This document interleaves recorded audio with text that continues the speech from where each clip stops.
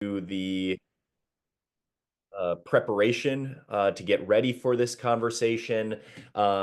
This is called a seat in the boat panel, and we have four individuals joining us. I'll just do a really brief introduction, and then Luciana, I'm going to pass it over to you. But we have Kara McMurtry on the call. I've gotten the chance to get to know Kara over the past 6 or 8 months, and we are working with her on a course for supporting rowers who are neurodivergent.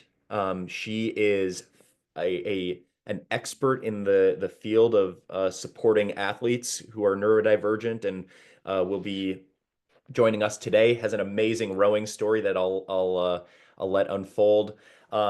We have Marcus Brown, who I've known for the past few years. Marcus has an incredible story.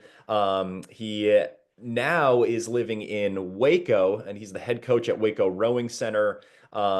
He's had such an amazing experience, kind of coming from his time as a child all the way to rowing in college, coaching a college team. So we're excited to hear from him today. I told him last time I spoke with him, every single time I hear Marcus speak, I get some like new perspective, some new nugget. The way that he talks about things is so fascinating and awesome. So Marcus, thank you for joining us today. Um, Nina Castagna is also joining us, and she was the coxswain of the women's eight in Paris. Um, I I met Nina the most recently, and she is just an absolute pleasure to connect with and talk to. And I'm so excited for her to be joining us today on the call. Um, and then finally, Luciana Ruiz, who I have known for a year or two. I have heard Luciana speak at least once, and it was just so impactful, so meaningful. She is the head coach and the founder of Evanston Township High School Rowing. That's a scholastic program out of Evanston, Illinois, created to enhance diversity, equity, and access to competitive high school rowing. She has a heart for this work, and also has the experience of running interviews and collecting information. So she has done a lot of preparation for this. I am so excited to kind of set the stage for this. These are folks who have found success in the sport of rowing.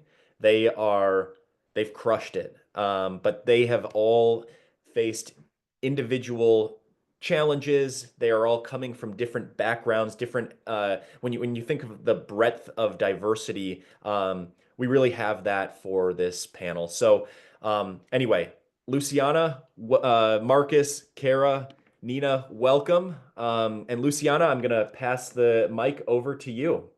Thank you all again for being here. Awesome. Thanks, Will. So I'm really excited to facilitate today's panel. Kind of my role as facilitator is I am a professional question asker. The folks on the call really have the breadth of experience, their stories, all of these things. It's kind of my job to draw it out. So we'll give us some bios, some just facts about the folks that are on the call today. Kind of the general flow for our conversation will be like finding the sport, experience in the sport, what kind of draws these people back, and then kind of what we, with our experiences, bring forward into our boathouses today. So that's kind of the role, and then we'll have some time for questions and answers at the end, a good old Q&A. I really am excited that all these folks are together, having so many different experiences. And we're really here today to just share those stories, lessons learned along the way, to hopefully bring forward into boathouses today and tomorrow. So my panelists, hopefully we're not all too nervous. Now they're all spotlighted for everybody. Well, I'll start with a softball. If you guys could tell us in the group about your very first day at rowing practice. What did you notice? How did you feel? What stood out? Can you tell us a story about that?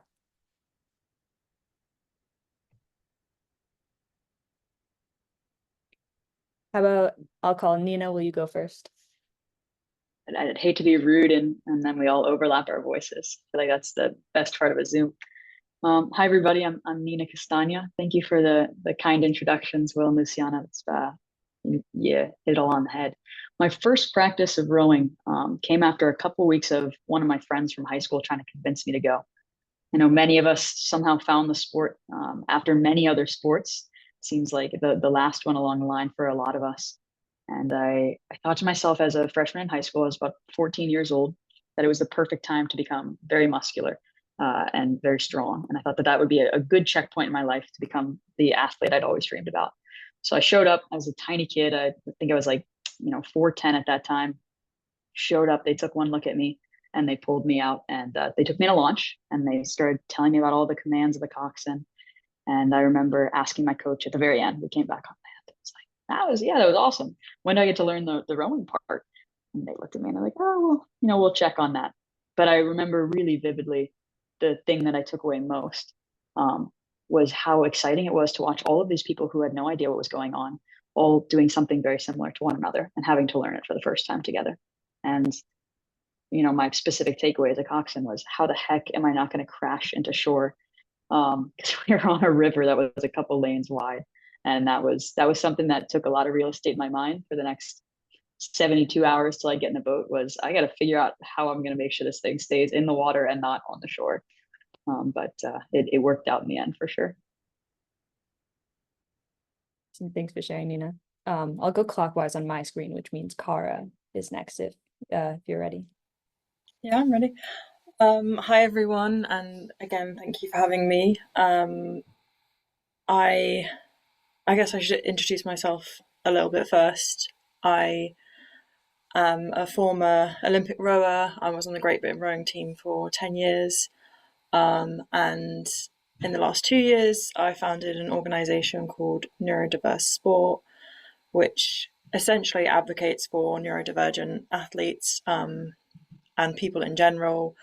And the aim is to make sport more neuro-inclusive. So in terms of my first experiences of rowing, I started rowing through an outreach project. So it was aimed at getting more state school kids into the sport, which I should probably explain for you guys as you're American. State school is, I think, public school in America, which is confusing because public school is private school in Britain. But essentially it's like non-paid, normal school.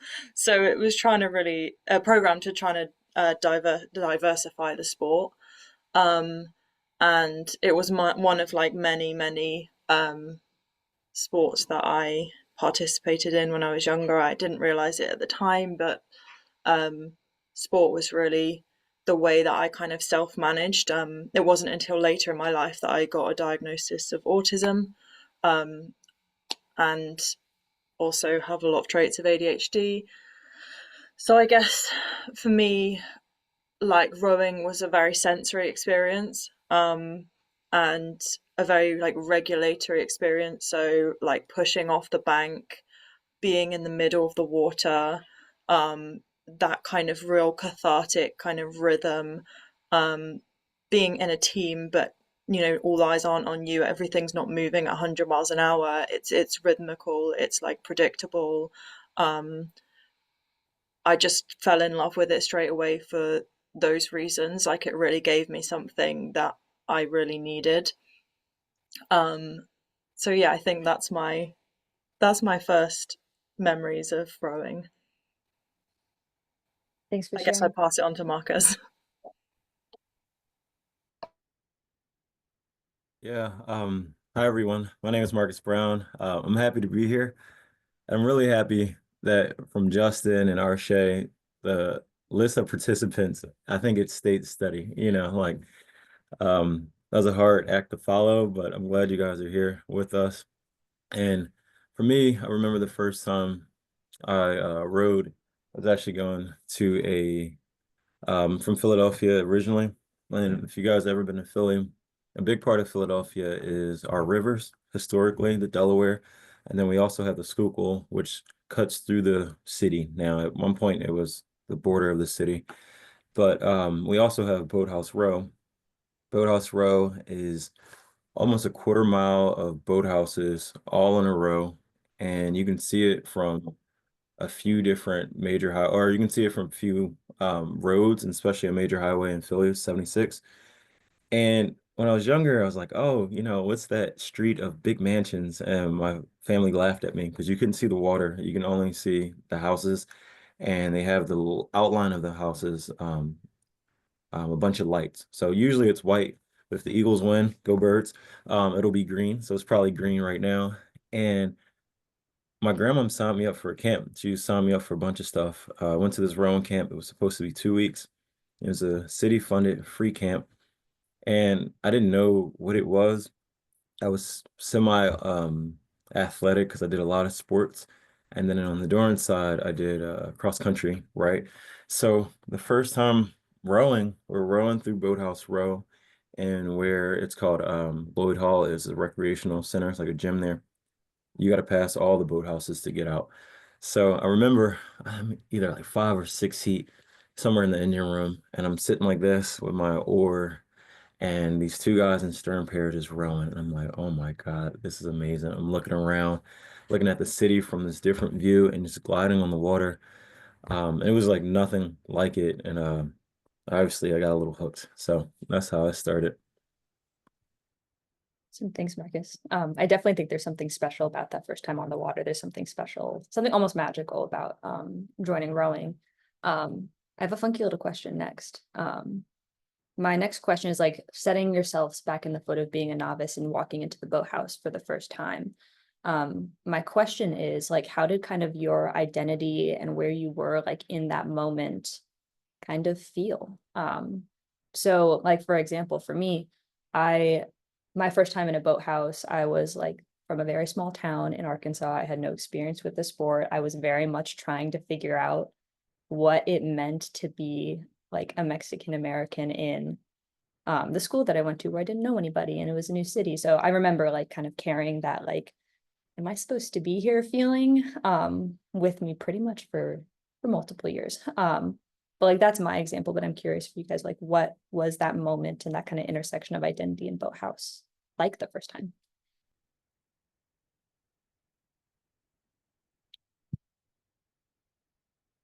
Anyone? Are we going same order or are we switching it up? We can stick to same Oh, order. We can all right. Oh, okay then. Um, yeah, I mean, I think my experience was really similar to kind of the average kid in high school. I didn't have, a ton of friends in school. I was a little bit more reserved, and it's a really impressionable time in your life. No matter what your background is, a lot of your perspective on the world is going to be shaped in those years of high school. So I didn't have many friends. I didn't really fit in anywhere, and the day that I showed up to practice was kind of like, all right, well, let's see what this thing is going to be.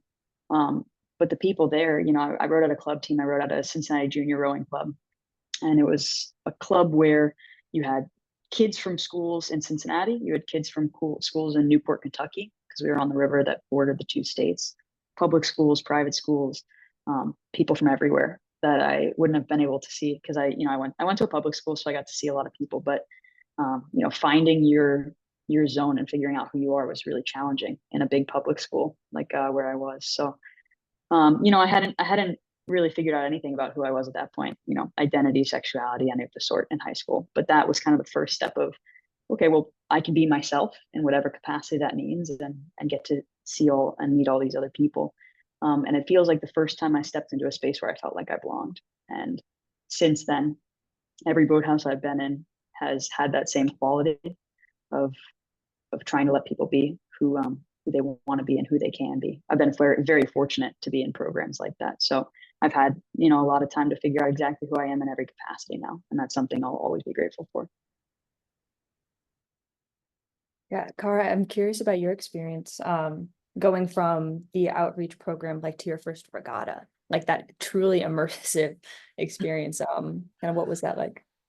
Um, I'll be candid, like my first experience, like I said, of going to the like very community-led club was amazing. I didn't feel like I stood out at all. Everybody was different. It was very diverse. People had jobs. My coach worked at the docks.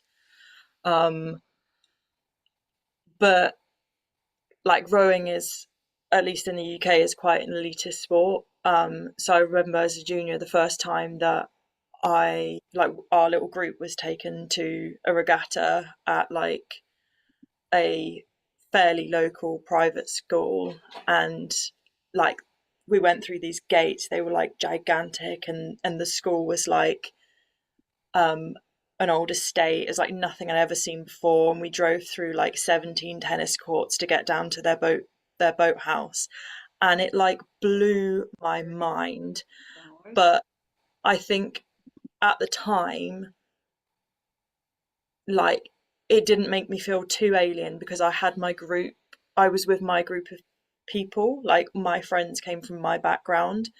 um and it was only when I kind of carried on through the sport and all my friends kind of dropped off, um and suddenly I was on my own in that kind of environment where everyone was very different to me. That's when I started to struggle. um so yeah, not to be like a downer on the whole thing, but so I had some like really positive experiences, but also I think we probably, like as a community, forget how diverse it is and how it feels to be from a kind of diverse background. Mhm. Yeah, absolutely. Marcus, what was that time like for you? Um, so I guess I'll give you what it was when I was first started to row, because it was not technically at a boathouse. It was on Boathouse Road, not technically at a boathouse.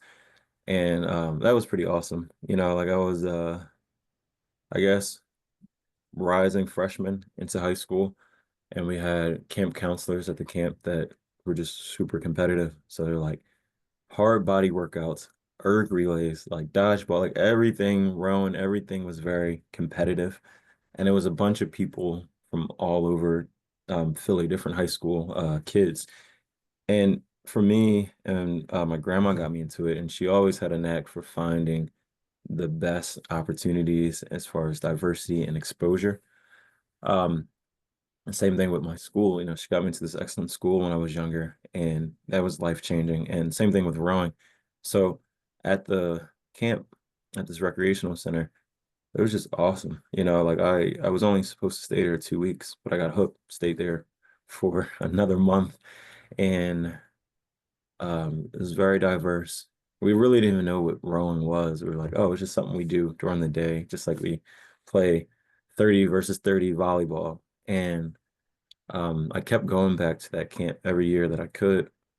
And my, I guess, going into senior year, the director there, Ann, was like, "Oh, Marcus, you know, we can get you a scholarship to actually row at our program." And to me, it was just like, "Oh, I didn't know people rowed in high school. I thought it was just the camp or like something you did in the summer." And I was really close to the river, just never saw it during the school year. And when I joined that, it was just very similar. I saw one of the kids that I rowed with at that camp, and I was like, "Oh, like hi," like I didn't know you were still rowing. And he's like, "Oh yeah, I've been doing this for 4 years," and I learned so much. So like at first, in both instances, it was very challenging but very welcoming, and a diverse group of people who like showed me a lot of stuff and really made me enjoy the sport. And the sport itself, like I was a little bit into cross country, a little bit into lifting. I kind of enjoy that suffering with people. And you know, I'm not like vastly competitive, and I would say the grand scheme of probably the people on this call, but I do love to compete, and Rowan satisfied every criteria that I needed. Mhm. I'm kind of hearing this theme of like at the earlier stages of the rowing career, like it feeling a little bit easier to access that, I don't know, that collectivism, that working together, that sense of community. But as we transition into more competitive levels where people are coming from further and further corners of the country or the globe and the stakes are higher, that it might start to feel a little bit different. So my question to you guys is, what do you think is important to fostering a sense of community when you have well, we'll call it like higher stakes and more elite level people from even further spaces and more diverse backgrounds? How would you recommend like fostering that sense of community at that level? You know, I mentioned that so much of our perspective on the world is shaped by the people that, you know, are quote unquote in charge of us in those impressionable years. And for me, I went to the University of Washington, and at one of my most impressionable moments of life, Yas Fru was my coach, and she shaped a lot of the world for me. And I think one of the things that she talked a lot about was how we can empower the athletes that come into the boathouse. So the reality is that whether you're, you know, very different or just a little different, every person that comes through is going to be different in some capacity. And those differences can separate us, of course, or we can find ways to let those differences empower us. So something that I think she tended to do a really good job of is try to find some common goal, something that everybody wants to be there for. And that doesn't, you know, necessarily have to be some tangible goal like winning a championship or being extremely competitive. But this idea of finding community or you know, bettering yourself as a human being. And if that was always the priority and everything we did in the boathouse sphere was in an effort to achieve that goal together, all of a sudden it was never, oh, well, this person's different for this. It's okay, well, how can that person contribute to this goal? You know, how can we empower them to contribute to this thing that we're trying to do together? And when everybody has a common goal like that, I find that the opinions and the things that could be so, you know, impactful in terms of separation actually tend to help people streamline towards a common goal. So culture is a huge thing. You could ask 100 people how to create a good team culture, and they're all going to have different answers. And there might also not be a right answer. That's the real beauty of it, is it's a constant living, breathing organism that we have to adapt to. So I don't have a full answer, but as far as what I try to do in every team I'm there is find ways to empower the people around me and bring out the best aspects of who they are, even if that is what makes them different.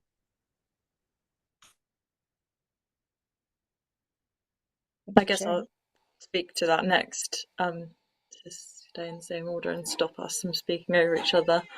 But I guess to add to that, like from my perspective, as someone who like thinks, learns, communicates, behaves maybe slightly differently, I think that's so important.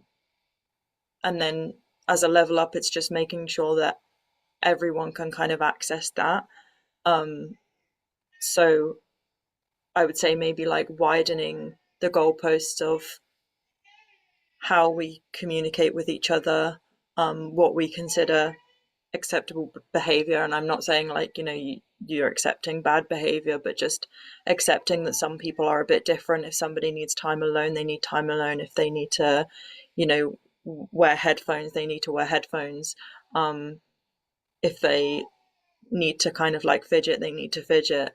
And then, yeah, just making sure that in the way that we're communicating and the way that we're coaching, we're thinking about different ways to do that, and we're kind of trying to universally design our coaching to encompass more learning styles and more communication styles rather than just like one single way of doing things. I think that won't just impact neurodivergent people, but that will impact people from other cultures, for example, as well, because you know, they tend to communicate, think, learn differently as well. So yeah, that's what I would say.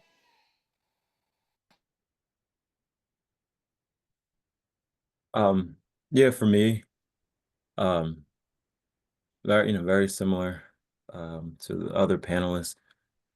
But I think for me that what I try to do when creating a culture in a boathouse is to find out what it needs. So if it's my program, it's obviously going to look a little bit different than when I join a program. And Nina and I overlapped at Washington, where stakes are very high. You know, you're in a very kind of depressing city in the winter. And I think what the athletes needed there was someone that they could trust, they can talk to, that's not going to always be so on tight or uptight.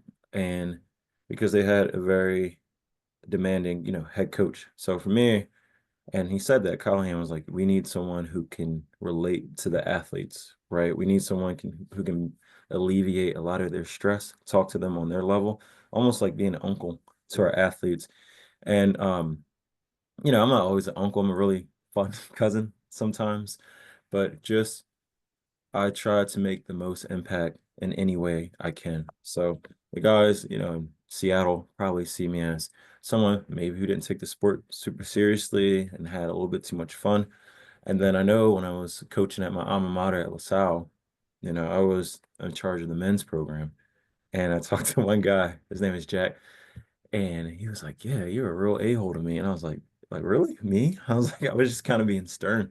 So I was just trying to like, to be corny, kind of be like water. And I was talking to someone about water, like it shapes to whatever container that it's in. It'll take that form, but it actually never loses its properties.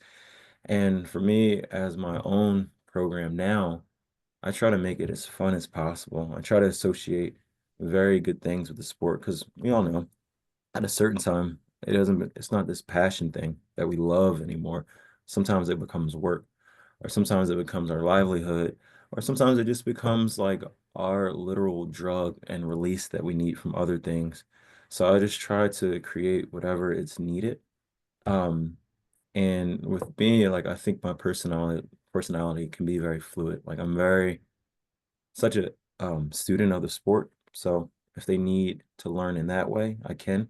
But then I can also get on the water with them. Like I don't love using the launch that much. If I can go and bow or row next to them to really demonstrate what it is, and then also just having fun through the sport as well. I love to compete, but I know that's not for everyone. So I just try to give everyone a little bit of what they need without kind of losing myself. Bring it back to just like water. So, um, yeah, I just try to be whatever I think was going to be the most impactful for the culture or the boathouse. Mhm. I have actually a specific question. This has sparked a few specific questions kind of for each of you. But I have one for Cara. You had this note of like like widening the goalpost. And I know previously like we had talked about like inclusive practices and kind of patience and coaching in different ways.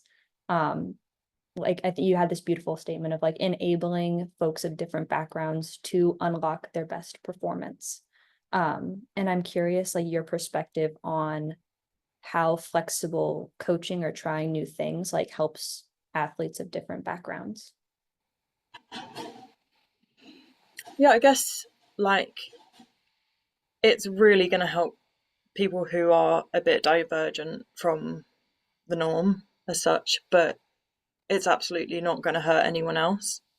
And actually, other people might find that it works better for them. Like I think most coaches, as a really broad example, there are like 7 different learning styles, and most coaches will just talk to their athletes in a rowing setting. They'll just follow on a launch or follow on a bike, and they'll just talk to their athletes. But the verbal learning style is like one of the least popular. Like it doesn't work for a lot of people. There are other learning styles that work much better. So that's just one example. But if we would mix things up a bit more, if we, you know, took a bit of a cue from some of the ball sports and we used diagrams and pictures, or we used video feedback more, or we talked about the feelings, like how it sounds, or if somebody's struggling with interoception, so how they um interpreting how they feel and the feelings that are coming from their body. Maybe we don't talk about how it feels. Maybe we talk about something more objective, like this needs to be a 1 out of 10, or this needs to be, um, hard, soft. This needs to be hot, cold. Like there's lots of different ways that you might experiment in communication and getting that kind of like penny dropping moment in people. Because at the moment, I think there'll be some people that what you're doing with your coaching will really work for, probably about 20%. There'll be 60% of people in the middle who just get along and it kind of works, but maybe there's a better way. And there'll be 20% of people who literally just can't engage with it. So if we provided like a variety of ways of coaching, I think you'd get some really special outcomes from people. Yeah, and that kind of brings me to my next question for Nina.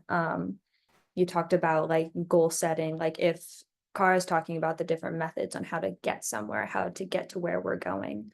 Nina, I'm curious about your experience at these different programs, be it high school, Washington, Olympics, and on the national team, like how your coaches practically brought these goals and demonstrated them and kept that song consistently playing on your teams, what that looked like.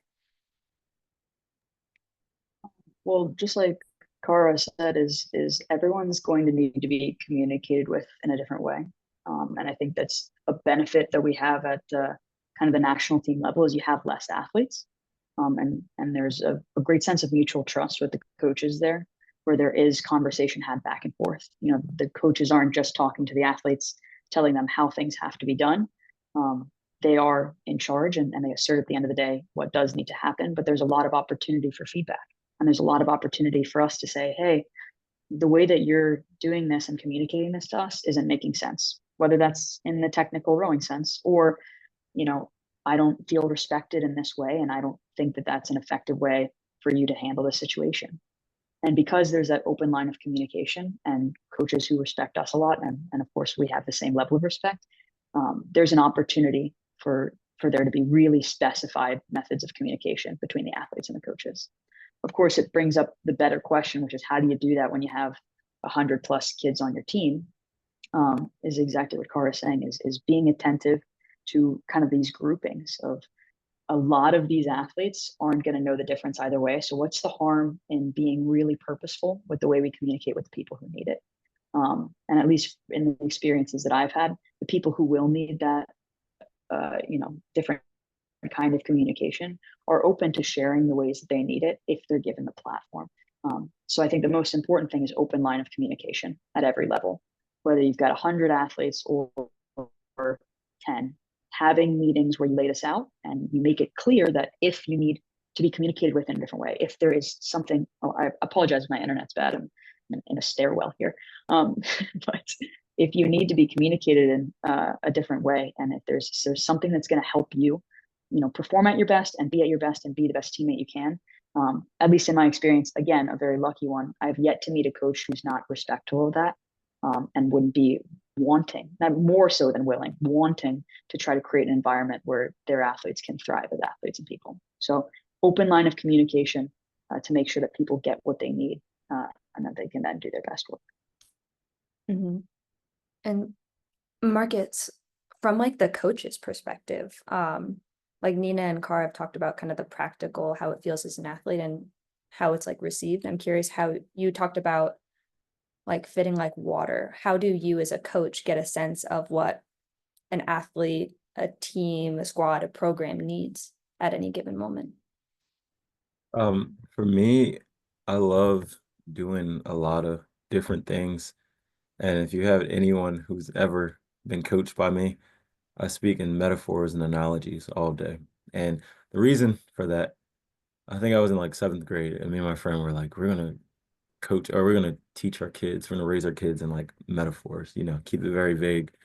But what have learned is that a lot of things, especially physics and water and biomechanics, they're related in everything you do, right? It doesn't take a rocket scientist to come from one sport, transition to another, with some time. I know people are more talented than others, but I've seen other athletes from sports come into a rowing boat and it just clicks.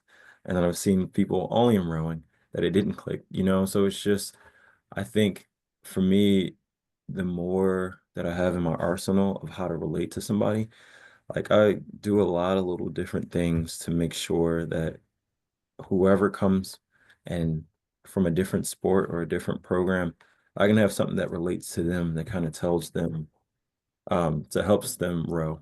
For example, when I was one summer at Vesper, I had this coxswain and he liked cars, and we were talking about getting connection in the boat, like getting grip.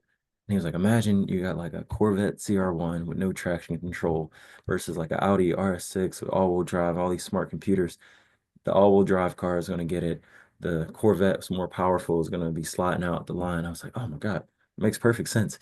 It was like something that related to me, and it, as an athlete, it helped. And as a coach, it unlocked this new way to relate to someone that made them feel more comfortable. And I think it's funny on social media, people are like, oh, put it in basketball terms, right? And it simplifies things, but it also makes it relatable to someone who only knows a certain sport. Um, so that's why I try to incorporate everything, like and then try everything. Like I just learned how to backflip and front flip on a trampoline this year, at age 30. And one thing I had one of my rowers kind of teach me how to front flip. He's like, Marcus, you have to wait until you get enough air and then front flip. I was like, oh yeah, Sebastian. Like you have to wait till the blade gets in before you start to drive. It just things relate really beautifully. And I'm trying to always make that connection to it. Thanks for sharing, y'all. I know I give y'all like kind of each an individual question.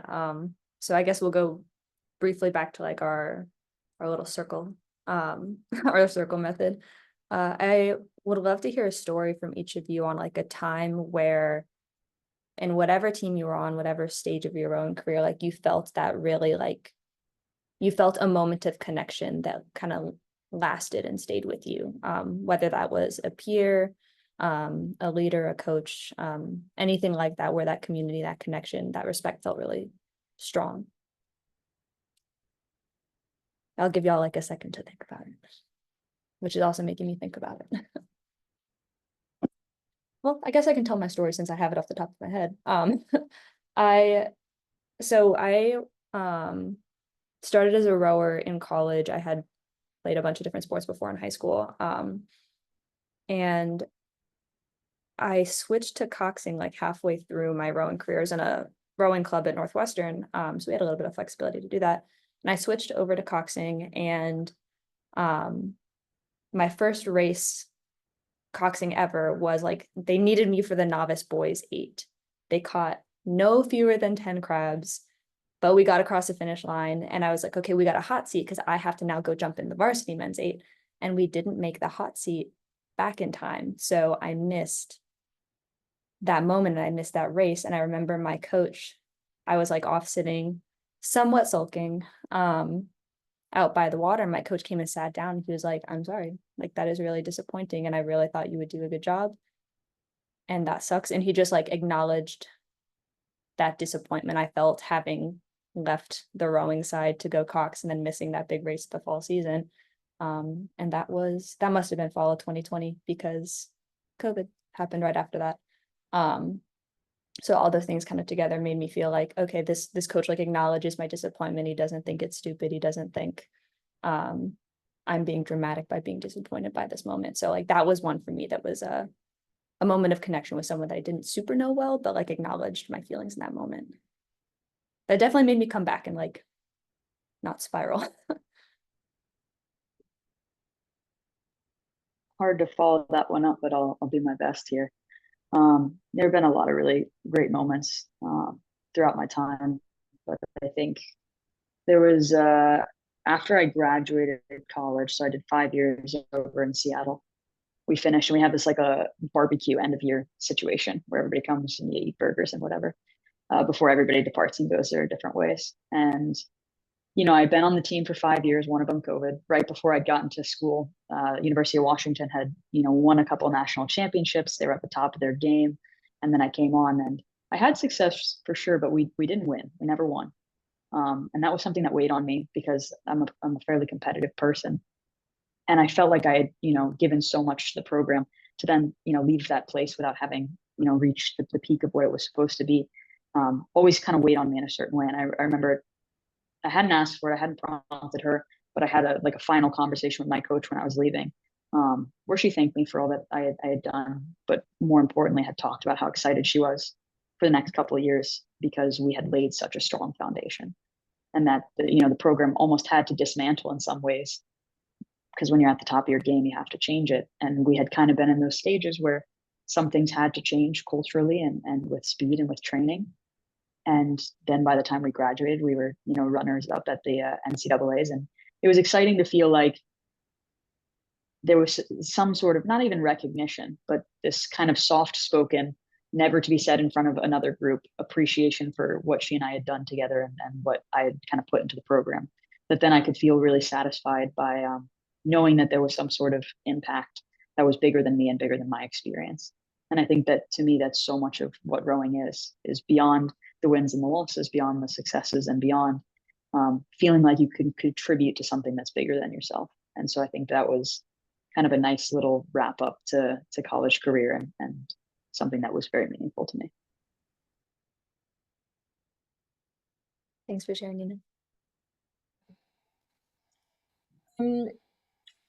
This isn't because I've forgotten the question, but can you remind me of the question just so that I make sure that I answer it properly, because I have two possible answers in my head. And now me acting like I didn't forget the question. It was a moment of connection that like left a lasting impact with you, be it from peer, later, just Okay. kind of a special moment. I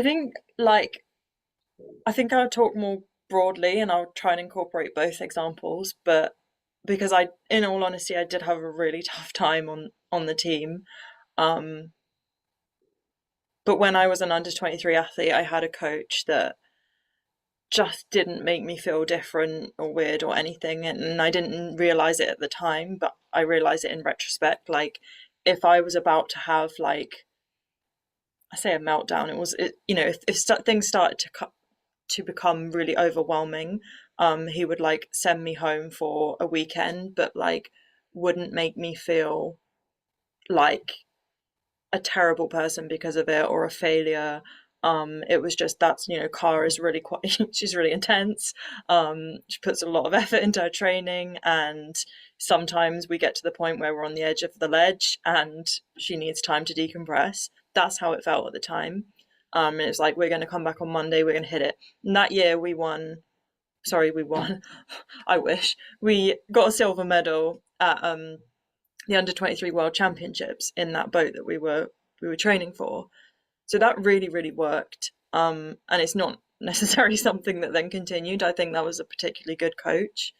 But where it didn't continue, and I had some really bad experiences, I have worked since then with people in the sort of support system, the people that helped me, and they have since then started to help other athletes. And like, I won't go into it too much, but there was a particular athlete who I kind of mentored slightly, and lessons were learned from their experiences with me in the way that they dealt with this athlete, and essentially they went to the Paris Olympics and won a gold medal.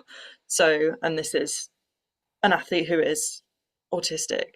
So I think that for me is something that has really resonated. So, like, unfortunately, like, it didn't happen with me or for me, but my experience at least led to sort of a change in how things were approached, and hopefully going forwards, those lessons will be like more ingrained and systemic into the system. So that's something that resonates. Thanks for sharing, Cara. For me, the connection, I think a big thing for me when I was in college, I felt like alone a lot of times. I felt like I was always hungry to get better and, learn more. And I didn't really find my place like as an athlete until I trained after school and at Penn AC. And we had this captain who was very selfless. He'd be a bit of like an a-hole like that. He was very like caustic humor, right? And I appreciate it because that's my humor as well. And I just saw how he gave everything to becoming faster. And I thought I was fast and I thought I knew how to go hard. And I see him beating me on pieces and then deeper into this pain cave. And then I see him doing extra stuff to make sure the team is good to go to our training trip in Florida.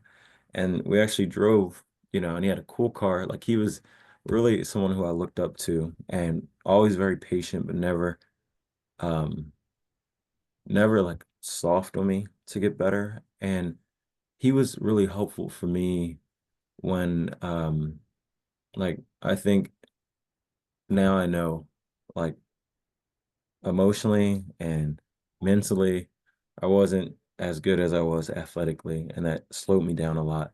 And anytime I was really overwhelmed, maybe from an injury or something that went wrong, he was there to kind of give me perspective and to not take things so seriously. At the end of the day, it's life changing. It's just rowing. And he really helped just make me feel comfortable. And another thing, a little bit more private, but we had like a group shower at Penn AC. And I was telling him, I was like, oh, today was my third day in the shower. He's like, stop counting, dog. Just, just go in there and just be a part of the group and your most vulnerable state, right? And he was really, really, I had to give him a call after this, but he was really instrumental in getting me comfortable, um, and later on a lot faster in this program by first feeling like I belonged. So Thanks all for sharing these kind of vulnerable moments of connection. I know my cheeks got a little red when I was sharing mine, so I appreciate your guys' vulnerability. I do want to talk about this notion of conflict in a team, and these pretty inevitable moments of friction that I think can really be amplified when you feel like you might be the only or one of the few in any way, shape, or form on a team. So I'll let that sit.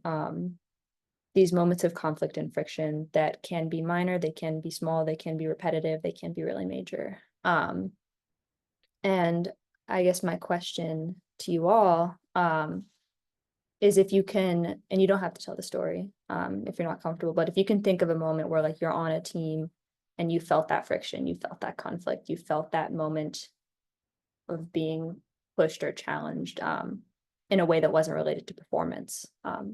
If you could think of some things that peers or coaches did that made a difference in that moment, how that conflict might have been addressed or maybe should have been addressed. Again, you don't have to tell the story, just some of the practices around that moment. And again, I'm happy to start if I get a couple nods. Like, Luciana, please start. Okay. It's almost like a non-conflict. I remember I was sitting in someone's living room. It was just like I was coxing the men's team and it was just kind of a casual hangout. And for whatever reason, the group really liked to talk about politics, or just like they were not debating politics, but like this hypothetical policy. Then they were all poli-sci majors and I did math, so I was not well-versed or a good debater at all. But I remember sitting in the room and I was like looking up and I was like the only woman and I was the only person of color in the room. And I was like, I don't know, there's nothing horrible going on, but this moment feels so lonely and uncomfortable. And I would have given anything for someone to change the topic. Because in that moment, like I didn't feel like I could. With all of the onlys and the loneliness I felt, I wasn't comfortable being like, this lively debate you guys are enjoying, like, can we please talk about something else? So like that's one for me that sticks out. And again, that wasn't even related to rowing and it wasn't related to the sport or performance. It was just those kinds of moments that happen away that for whatever reason, that one stuck with me so much. Thanks for sharing that one. That's a pretty vulnerable moment for sure. I think I'm glad you brought this question up because I think it's sometimes the connotation of conflict is so negative generally. This idea of conflict is always a bad thing, and we want to steer clear of it because it's so uncomfortable. But the reality is that conflict makes change. Friction makes fire. And in a lot of situations, we have to have conflict if we want things to change, unless everything's already perfect already, which I can't think of a single space where that is the case. So, yeah, I've had my fair share of experiences throughout different teams, but kind of the ones that generally speaking strike me are when, when things are said, especially in like younger days of like these high schoolers who haven't seen the world yet and haven't lived enough life to understand perspective, starts, they say things that are, not okay, things that shouldn't be said in a space ever. And I think especially if the person who might be most uncomfortable with those things being said, the people of color on my teams that have to experience that, sometimes it's so easy to not want to say anything. Just like you were talking about, being the only person of color in that room, you're like, I have to bear the weight of that all on my own. And so when I get to be in a space where I'm not the person directly affected, but I have an opportunity to create that conflict and try to make a change, I think that that's the best thing we can do for everybody around us. And even if you are somebody who experiences, even these little microaggressions, but in one specific moment, somebody else is experiencing it, that's an opportunity where we can step in. And I think creating a better understanding of conflict as a tool that we can use to change people's perspective. It's as simple as somebody having a conversation with them and you're like, hey, that's not okay. Like, you making people feel uncomfortable when you say things like that. And that might be, especially for people just coming into new spheres of rowing, that might be the first time in their life they've ever had somebody tell them that, ever, based on where they're coming from. And it can be so simple for one person to create this conflict and have a discussion and stop it before that seed kind of sprouts. So I don't think conflict is a bad thing. And I think it's really, really necessary for any kind of change we ever want to make. Thanks, Nina.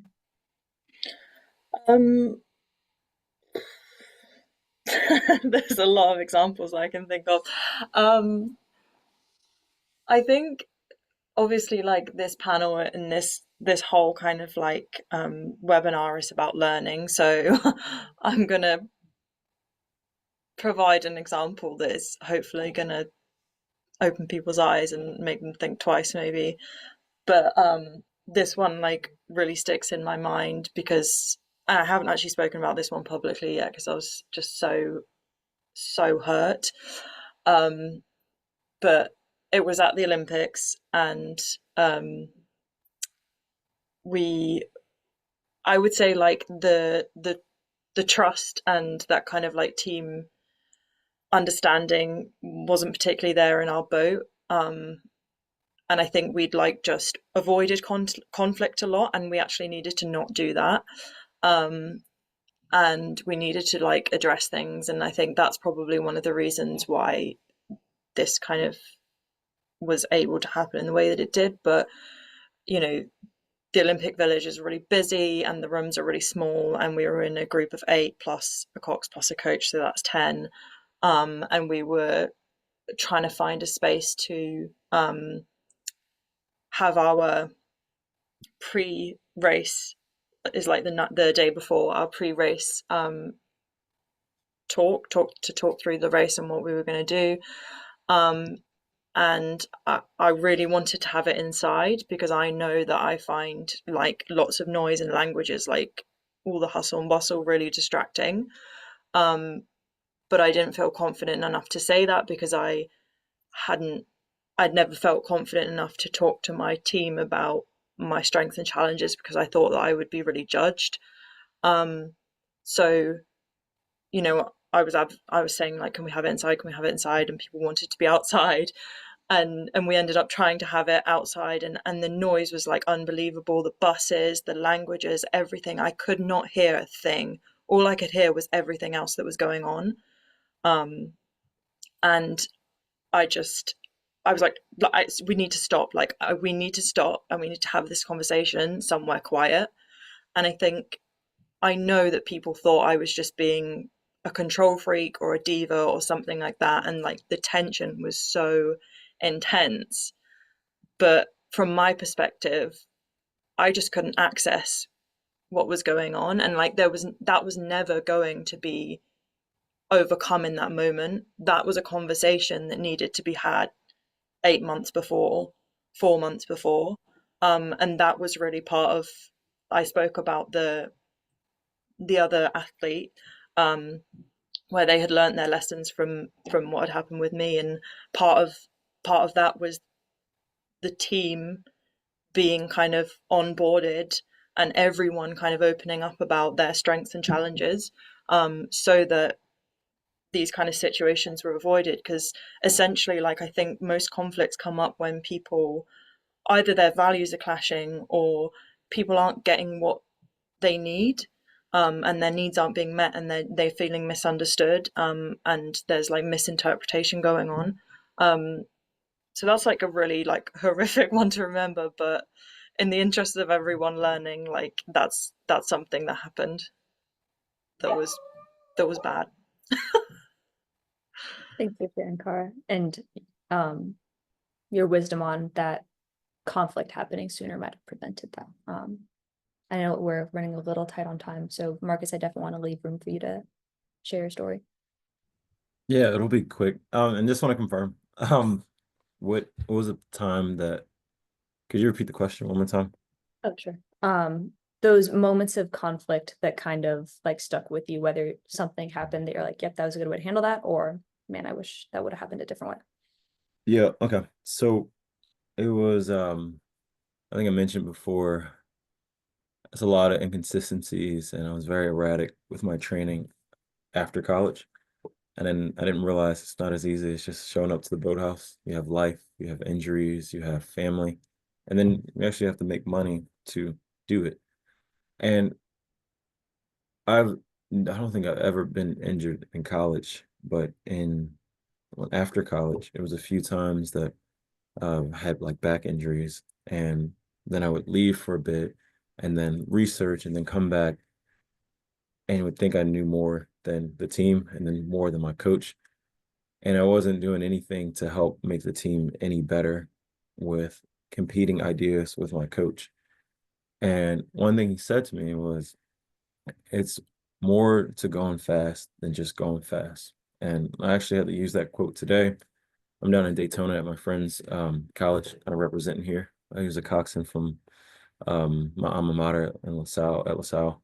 And I had to give one of his athletes, he thinks doesn't want to be on the team anymore because he wants to pursue his own thing in a single. And I told him, I was like, yeah, you will get faster. You'll probably be more fit than you've ever been in your life, but you're missing the conflicts, you're missing the team culture, you're missing really growing a team around you to make your school better and something that's bigger than you. And that was one thing that I learned from my coach. He wasn't like the most technical or the most motivating, but that quote really helped me move forward. Just knowing that there are a lot of aspects to being good than just being physically strong. So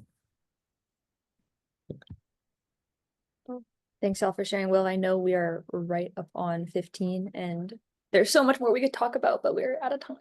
We are so thankful to the four of you. Really, thank you for sharing your stories. Thank you for being vulnerable with us. I think, I really appreciate your different perspectives, the different experiences that you were able to and willing to share with us and open up about. So, yeah, thank you all. I really appreciate it, and I think that's all we have for the panel. For the summit folks, we are moving into our final chapter of